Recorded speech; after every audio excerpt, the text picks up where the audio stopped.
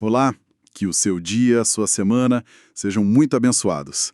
Bem-vindos à nossa análise de hoje. E hoje nós temos um verdadeiro quebra-cabeça teológico nas mãos. É quase aquela questão de o ovo e a galinha, só que da salvação.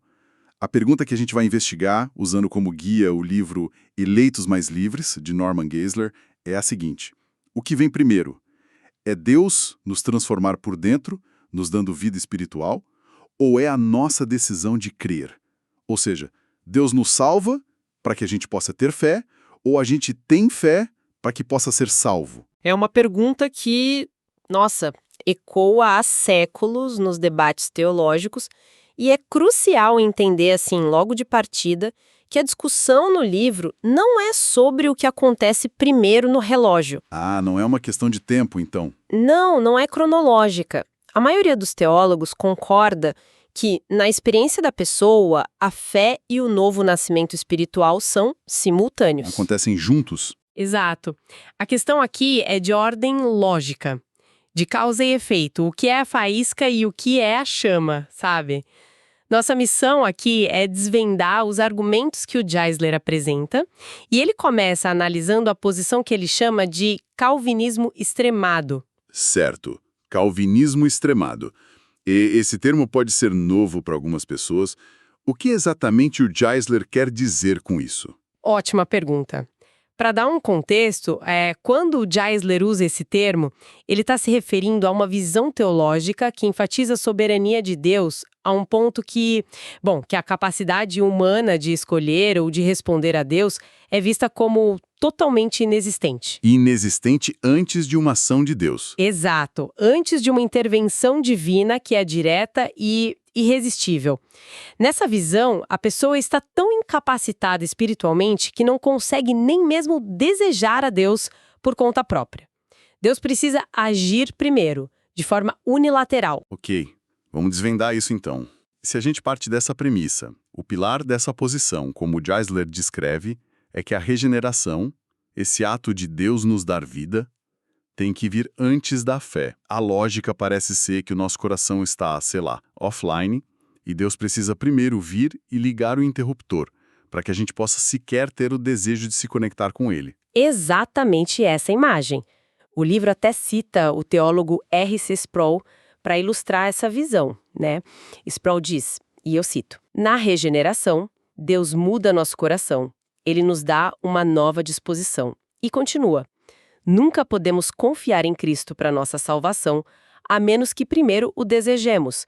É por isso que dissemos antes que a regeneração precede a fé. Entendi. Para essa linha de pensamento, a fé não é a causa da salvação. Ela é o primeiro sintoma, a primeira evidência de que a salvação já aconteceu. A fé seria, tipo, o primeiro suspiro do recém-nascido, não o ato que leva ao nascimento. E qual é a base bíblica que o Geisler diz que é usada para sustentar essa ideia? É aqui que o Geisler lança o seu primeiro argumento crítico. Ele afirma que essa posição é mais uma dedução lógica de um sistema teológico do que algo ensinado abertamente por muitos versículos. Segundo ele, os textos que são usados para apoiar essa visão são poucos e, na análise dele, são mal interpretados. Certo, então vamos olhar para essas supostas evidências. Geisler menciona um versículo em Atos, capítulo 13, versículo 48. O texto diz: "E creram todos os que haviam sido designados para a vida eterna." A conclusão que se tira daí é que, se apenas os designados creram, essa designação, essa salvação, deve ter vindo antes da fé deles. Parece um argumento forte à primeira vista, né? Parece, mas o Geisler oferece uma outra leitura. Ele argumenta que o versículo não estabelece uma ordem de causa e efeito. O que o texto afirma, na visão dele, é que o plano de Deus garante o resultado final, ou seja, todos que foram predestinados por Deus para a vida eterna, Eventualmente. creram. Ah, eventualmente. Isso. Mas não significa que eles foram salvos antes de crerem. Para o Geisler, o padrão esmagador do Novo Testamento é que a fé é a condição para se receber a salvação, e não o resultado dela. É uma nuance, mas uma nuance teologicamente gigantesca. Ok, uma nuance importante. Mas e o outro argumento que para mim sempre pareceu o mais intuitivo? Vem de Efésios capítulo 2, que diz que estávamos mortos em nossas transgressões e pecados antes de Deus nos dar vida. A lógica é simples. Uma pessoa morta não pode fazer nada, muito menos crer. Então, Deus precisa nos dar vida primeiro. Como Geisler responde a algo que parece tão autoevidente? Você tocou no ponto central da discordância. E a resposta do Geisler é fascinante, porque ele desafia a própria premissa do que significa estar morto espiritualmente. Ele argumenta que, na Bíblia, morte espiritual significa separação de Deus e não aniquilação da capacidade de responder. Entendi. Separado, não inexistente. Exato, pensa assim. Adão, depois de pecar, não foi aniquilado. Ele se escondeu, ele respondeu a Deus, mesmo que de forma errada. A imagem de Deus no ser humano, segundo essa linha, foi terrivelmente desfigurada pela queda, mas não completamente apagada. Se a gente tivesse tão morto a ponto de não poder responder, por que Deus continuaria a dar ordens e convites a pessoas não salvas para que se arrependam e creiam? O chamado seria inútil. Isso faz sentido. Seria como gritar acorde para uma pedra. Mas se disse que a resposta do Geisler tinha duas partes. Qual é a segunda? No versículo 8 do mesmo capítulo 2, o apóstolo Paulo escreve a frase que se torna o centro de todo esse debate. E essa frase é: pois vocês são salvos pela graça, por meio da fé, e isto não vem de vocês, é dom de Deus. Ah, sim. Este é o versículo que muitos usam para dizer: viu só? A própria fé é o dom de Deus. Ele nos dá a fé para que a gente possa ser salvo. O que implicaria que a salvação, ou pelo menos a graça que a causa, vem primeiro. Exatamente. Mas é aqui que o Geisler, e ele se apoia no renomado estudioso do grego A.T. Robertson, nos convida a olhar mais de perto, a olhar para a gramática do texto original. E o que eles apontam é um detalhe técnico que pode mudar todo o jogo. Adoro quando os detalhes técnicos mudam o jogo. Conte pra gente. O fascinante aqui é uma questão de concordância de gênero comum português. A palavra grega traduzida como isto, na frase "e isto não vem de vocês", é touto. E touto é uma palavra de gênero neutro. Neutro. Ok. As palavras para graça, que é charis, e fé, que é pistis no grego, são ambas Femininas. femininas. Gramaticalmente, um pronome neutro como touto não pode se referir a um substantivo feminino como fé ou graça. Pera, deixa eu ver se eu entendi. É como se em português eu dissesse: eu te dei a caneta e a régua. Isto foi um presente. O isto não se refere só à caneta ou só à régua, mas ao ato de presentear como um todo, a situação inteira. Perfeitamente análogo. É exatamente o que Geisler e Robertson argumentam. O dom de Deus não é a fé nem a graça isoladamente, mas sim o pacote completo. O ato de ser salvo pela graça através do canal da fé. Nossa. A fé nesse modelo não é o presente em si, é a mão estendida que recebe o presente da salvação. Uau, isso é gigantesco. Um dos versículos mais citados para defender que a fé é um presente que nos é dado sem que a gente faça nada, na verdade, estaria falando de outra coisa. O Geisler está basicamente desmontando um pilar central desse argumento com uma aula de gramática. É uma análise poderosa, sem dúvida, e ela abre a porta para a perspectiva alternativa que o livro defende. Ok, então, se o Geisler argumenta que esses versículos não sustentam a ideia da regeneração primeiro, para onde ele nos leva? Qual é o padrão que ele enxerga na Bíblia? Ele nos leva a uma conclusão direta. O padrão uniforme e esmagadoramente consistente das Escrituras é o oposto. A fé é apresentada repetidamente como a condição humana para receber a salvação divina. A condição. Sim, não é o resultado da salvação, é o portal para ela. E ele mostra isso com exemplos, imagino. Sim, e a consistência é o que torna o argumento tão forte. Pense no versículo mais famoso da Bíblia, João 3,16. para que todo o que nele crer não pereça, mas tenha a vida eterna. Certo. Veja a fórmula. Se crer, então terá vida eterna. Crer é a condição. É uma estrutura de causa e consequência muito clara. A ação de crer leva ao resultado de ter a vida eterna. Exato. E isso se repete. Em Atos 16, versículo 31, o carcereiro de Filipos pergunta: o que devo fazer para ser salvo? A resposta não é nada, espere que Deus te regenere. Não. A resposta é uma instrução direta. Creia no Senhor Jesus e serão salvos.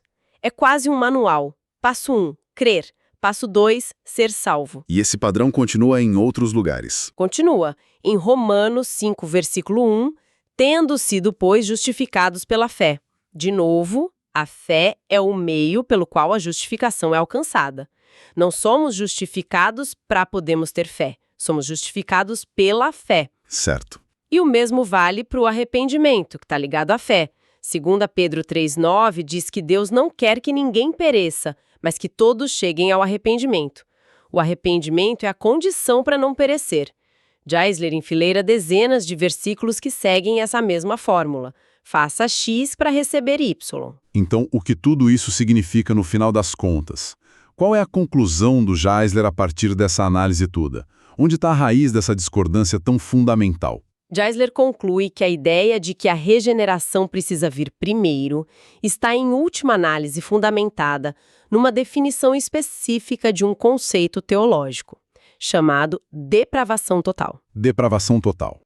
A visão que ele contesta define a depravação total como uma incapacidade absoluta do ser humano de responder positivamente a Deus, de qualquer maneira. E ele argumenta que essa definição específica não é o que a Bíblia ensina. Entendi. Para o Geisler, a depravação é real e terrível, estamos todos separados de Deus, inclinados ao pecado, mas não ao ponto de anular nossa capacidade de responder ao chamado do Criador. É a diferença entre estar se afogando e não poder se salvar sozinho e estar morto no fundo do oceano, incapaz até de agarrar a boia salva-vidas que é jogada. E isso tem implicações práticas enormes, especialmente na forma como se apresenta o Evangelho, certo? Com certeza. O livro encerra essa sessão com uma citação de Emery Bancroft, que amarra tudo isso. Bancroft diz que, ao pregar, devemos focar na responsabilidade da pessoa de se submeter a Cristo imediatamente. E aí vem a parte crucial. Ele diz que, depois que a pessoa faz essa escolha, ela vai olhar para trás e reconhecer que a própria capacidade de fazer aquela escolha santa foi, na verdade, um ato do poder divino operando dentro dela. Isso me faz pensar. É como dirigir um carro. Da minha perspectiva, no banco do motorista, sou eu que estou virando o volante, pisando no acelerador, tomando as decisões. Eu sou responsável pela viagem. Mas eu só consigo fazer isso porque alguém projetou e construiu o carro, alguém produziu o combustível e alguém construiu a estrada. Minha responsabilidade e a realidade maior que a possibilita, elas coexistem perfeitamente. Essa é uma analogia excelente. Captura perfeitamente a ideia. Do ponto de vista da experiência humana, a responsabilidade é nossa. Nós escolhemos, mas da perspectiva teológica mais ampla, a gente reconhece que Deus é soberano sobre todo o processo, nos sustentando e nos capacitando a cada passo. Certo. A soberania de Deus e a responsabilidade humana não se anulam. Elas operam numa parceria misteriosa e maravilhosa. Resumindo nossa conversa, então, o que fizemos hoje foi mergulhar com a ajuda de Norman Geisler num debate profundo sobre causa e efeito na salvação. De um lado, a visão de que Deus precisa primeiro nos dar vida para que a gente possa crer. Do outro, a visão que Geisler defende de que a fé é a condição humana capacitada por Deus para receber essa nova vida. E a resposta que se dá a essa pergunta muda muita coisa sobre como entendemos a nós mesmos, a Deus e a nossa missão no mundo. Exatamente. E isso nos deixa com uma reflexão. A discussão de hoje focou na ordem lógica entre fé e regeneração, o que pode parecer um debate abstrato, mas isso levanta uma questão mais ampla e muito pessoal. como a ordem que acreditamos que esses conceitos têm impacta a maneira como uma pessoa entende sua própria responsabilidade na vida espiritual. Uhum. Isso afeta como ela ora, como ela compartilha sua fé, como ela vê a natureza do convite de Deus para a salvação. É uma intimação soberana ou um convite genuíno a ser aceito? A resposta a essa questão de o que vem primeiro acaba moldando profundamente a jornada espiritual de cada um. Uma pergunta e tanto para se pensar. E teremos a chance de continuar explorando essa jornada, porque no nosso próximo encontro vamos analisar outro trecho deste mesmo livro, Eleitos Mais Livres. Até lá, ótimas reflexões para todos, que Deus os abençoe.